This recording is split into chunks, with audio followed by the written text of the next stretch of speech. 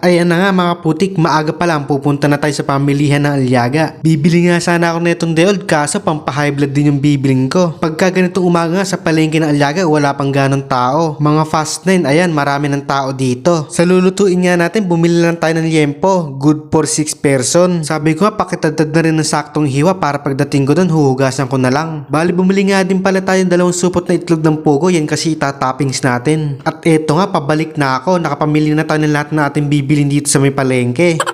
Dito nga nadaan ako si Packners Hunter Vlog, pakipollow na lang. Pagdating ko nga inumpisan ko na nga, bali inuna ko nga pala tong itlog ng pugo para mailaga na. Habang naglalaga nga ako inumpisan ko na rin maggahit ng sibuyas. Sa bawang nga bali magpipit-pit lang ako dyan ng 1 puso para talagang malasa.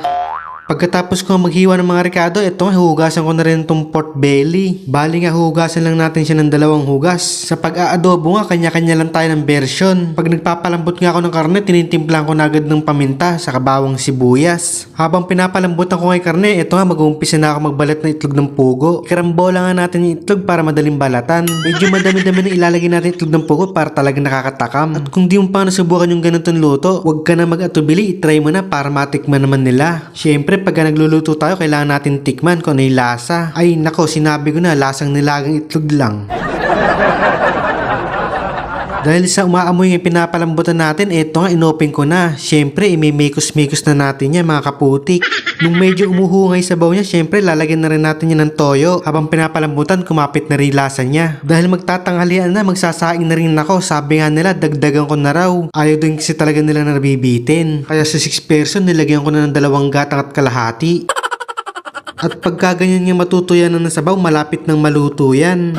Ang huli ko nilalagay na sangkap yung suka niya kasi nga luto na yung karne niya. Pagkalagay ko ng suka, talagang pakukuluan muna natin yan para talagang maluto yung asim niya. Para sa ating pinali, ilagay na rin natin yung mga itlog. Mix lang din natin yan mga kaputik para talagang kumapit din lasa sa itlog. At kung umabot ka sa part ng video na to, sana naman mag-iwan ka ng bakas. Paki-comment naman kung hanggang sa umabot tong video na to. At kung di ka pa nga nakapollow, baka naman.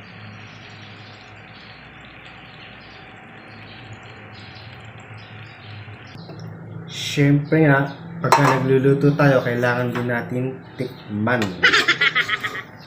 Ayan, tikman muna natin.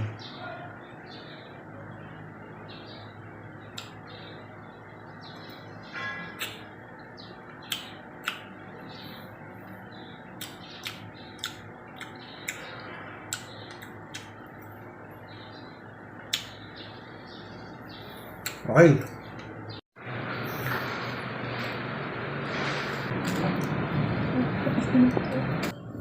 Di mo alam to kasi read skip ka. Nandito daw yung lasa. Shout out Mirjay Gamboa.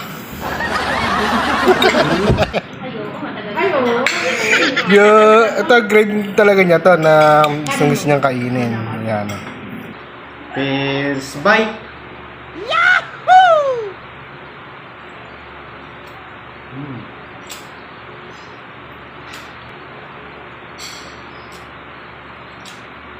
Yan tayo dito milk tea.